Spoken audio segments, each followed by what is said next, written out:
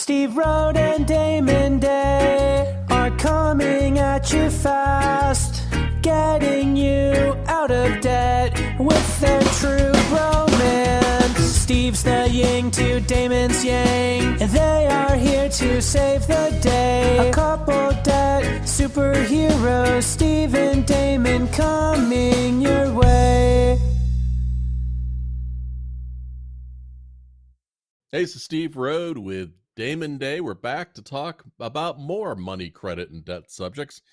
Today, we're talking about debt validation. And Damon, this is a subject that is close to your heart, isn't it? It is. Are you pro all these companies that are trying to sell debt validation, or what is your opinion? Please tell us. I'm not pro. Debt validation is something I get a lot from clients in terms of questions about, hey, I was talking to this salesperson or talking to this company or reading about this. And whenever it circles around to, oh, it's this thing where I sign up and I pay them money every month for a couple of years and then my debt goes away, I go, oh, you're talking to a debt validation company. And then I got to spend 20 minutes explaining to them why that's not the best idea. So let's talk what debt validation is.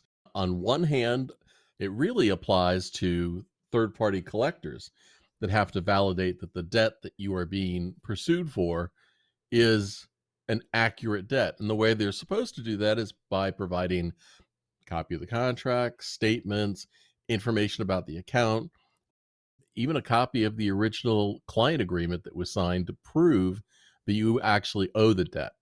And so that's how these companies are claiming they can stop the collector from coming after you, or even the creditor, by saying, we demand that they produce this information, and if they can't, then the debt will go away. And people are buying into that.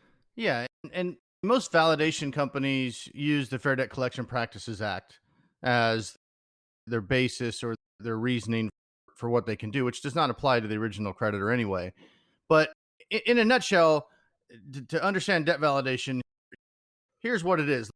Let me uncover the salesmanship for it. Basically, let's say you owe $50,000. So the pitch is typically going to be for the low price of, say, $20,000 that you can break into monthly payments over 2 or 3 years that are just fees to this company. They are going to send some Jack and the Magic Beanstalk letters that are going to make the creditors shake in their boots to the point where they run away kicking and screaming and never pursue your debt. And after a couple of years, like magic, your debt goes away and you paid them 20 grand and you got out of 50 grand and everything is hunky dory. And so my problem is not necessarily with the debt validation process itself, because there are legitimate times where you should validate a debt. For instance, if your identity was stolen and it wasn't you never spent the money, it wasn't yours, you legitimately don't owe it. It's beyond the statute of limitations, and some creditors trying to go after you several years after the statute of limitations, you can send a validation letter. So what happens is these companies take the law that's designed to protect consumers and bastardize it, if you will, and essentially morph it to fit their own scheme of, we're going to send these magical letters that's going to make the creditors run away and just pay us 20 grand or whatever the fee is going to be. And now obviously the salespeople pitch it in a much prettier way than I just did. But when you break it down, there are no magic letters that are going to make the creditors run away and not collect. Now, you could get lucky. Creditors don't go after every single person. And these companies kind of bank on the fact that not every creditor is going to sue every client for every debt. So they can throw this facade over this process and you can pay them all this money. And let's say you have 10 debts. It's unlikely you're going to get sued on all 10 debts. So you enroll these 10 debts. And another point is that if they send one of these Magic Jack and the Beanstalk letters and the debt collector stops contacting you, that doesn't mean that you don't owe a legitimate debt. That just means that your account has now gone into a different queue. It can resurface again later. Just because they stop now doesn't mean that it's not going to reappear. And my big issue is someone has, say, 5 debts, and they send the magic letter, and one debt collector stops contacting you and the other four don't stop, you've accomplished nothing really.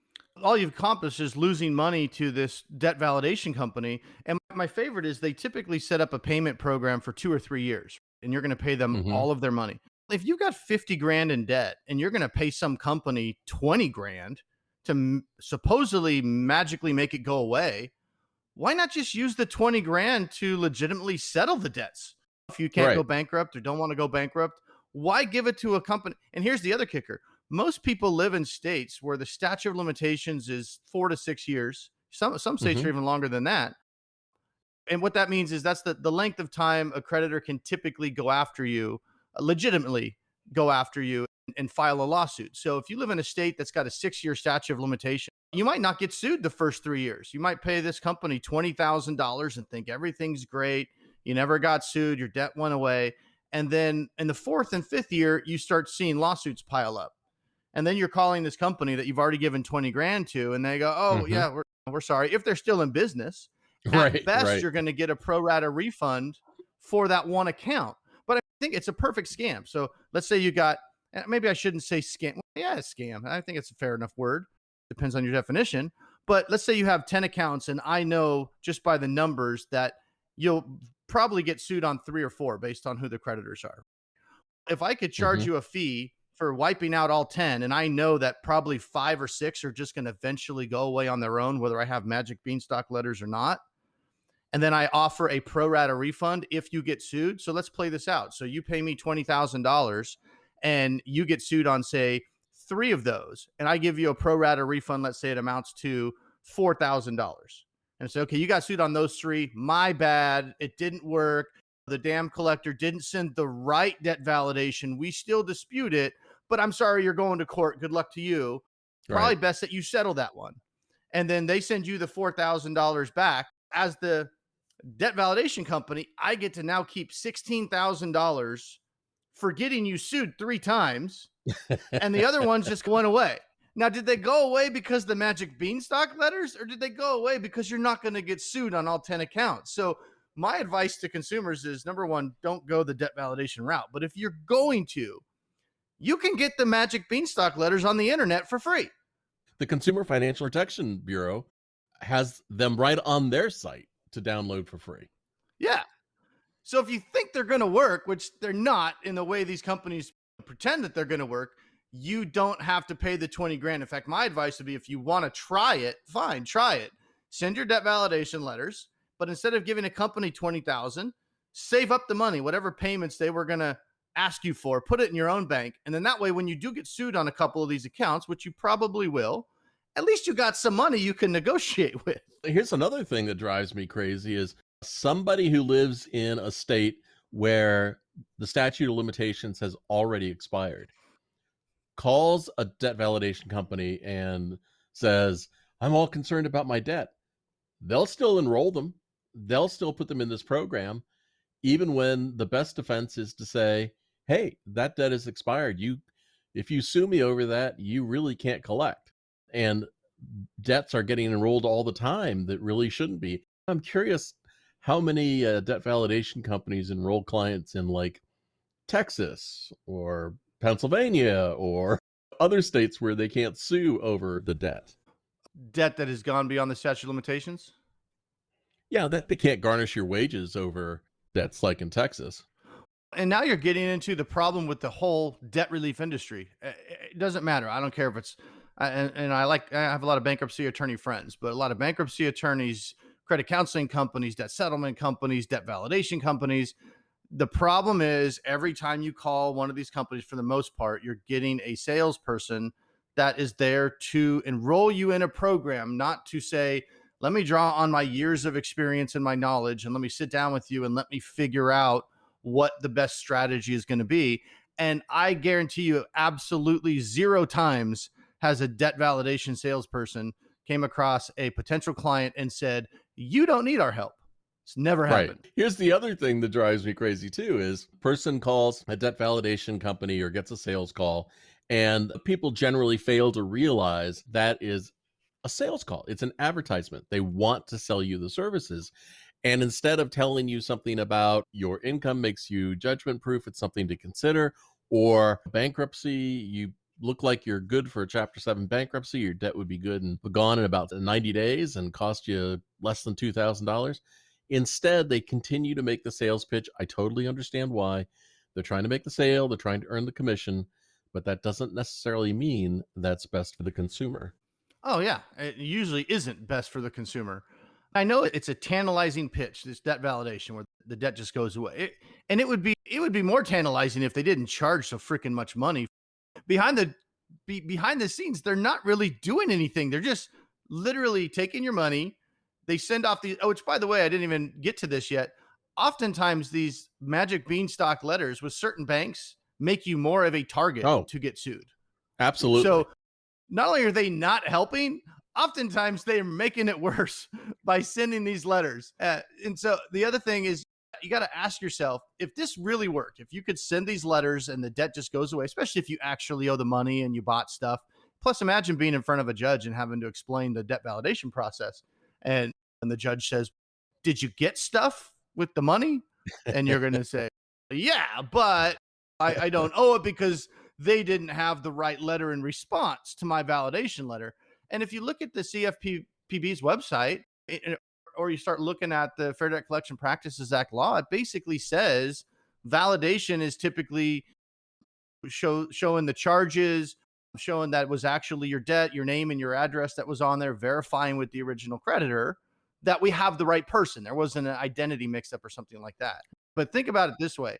Let's say debt validation was legit and you can send these letters and the banks had no way to prove that anybody that ever used a credit card owed the money. Let's say the banks could not prove it. What would happen to our economic system in this country if all of a sudden everybody starts reading on the internet, "Oh, I get this magic letter, I send it in, and poof, my debt's gone." And everybody just has their debt wiped out because these magic letters, like contract law, doesn't mean anything anymore. The whole society would essentially collapse. So if what this guy's saying is true, we're all screwed. It's not going to work. Here's what I think about if you want to pursue debt validation, really what you're talking about here is it's a legal issue. You're talking about contract laws, you mentioned, and the laws of your state make a real difference as to whether or not it can be validated. If that's what you want to do and you want to try it, then contact a local attorney and ask them to look at your situation, and they can represent you and make the legal arguments about why you don't owe it or validate it or whatever, but get legal representation instead of just Johnny on the spot representation. Yeah, because as a consumer, look, I get it. If the debt collectors piss you off, they're calling you at all hours of the night, and you just get to the point where you just hate them. I totally understand effing with them and sending some debt validation letters and playing that game. There's a game there to be played for sure. But the problem is consumers don't go into that process with a full understanding of what they're taking on in terms of what are the potential consequences of sending these letters, because you can play that game, send some validation letters, see if you can kick the can down the road, see if you can get that debt to run past the statute of limitations, save up some money to settle the ones that don't get past the statute of limitations or whatever. There's lots of games that you can play. But my problem is with these debt validation companies that get on the phone with these consumers and act like it's a foregone conclusion for the most part that, "Oh, we've got the sauce and you hire us and you give us 40%. These fees run like 25 to 40%. That's how they come up with their fees. Somebody calls them and they got, like I said, 50 grand in debt. They're wanting to charge 15 to $20,000. So if you're going to play that game, you don't need to spend 15 to 20 grand to see if it's going to work. Save the money yourself. Get the magic beanstalk letters on the internet for free and send them in if you feel confident enough to do that dance with those collectors. Most consumers don't have that confidence, so they rely on these debt validation people that are taking advantage of them. So here's a favorite ploy when you're talking to the salesperson, the debt validation company, and they say, with our approach, your payment will be half of what you're paying right now. And the person goes, oh my gosh, half. I can't afford half. And then so they'll come back and go, how about 40%? How about 30%? It's because that number is just totally made up. When you're talking about debt validation, that number is just 100% their fee. You'd be surprised how many people I talk to that listen to the debt validation pitch from one or several companies and still didn't understand that the money they were paying in was just fees. They somehow thought the creditors were going to get some of that money. And so when they say, hey, Right. look, your monthly payments are $1,000 a month, but if you hire us, your payments are only going to be $400 a month for 3 years. That $400 a month for 3 years is their fee. So they sit on your accounts for 3 years and make their $15,000 or whatever it is. And that's it. You have no money. If you get sued, you have no recourse. You've been giving them everything you could afford for 3 years, thinking you're doing the right thing, thinking you're getting rid of this. And then a creditor gets tired of this crap and sues you, and you've got nothing. You've got no money. And then you're calling this company and these companies, oh, we've got attorneys in this state. You brought up a good point the other day, Steve. Tell them, what was that thing you said about a couple of questions to ask as far as the attorney that's going to be representing them?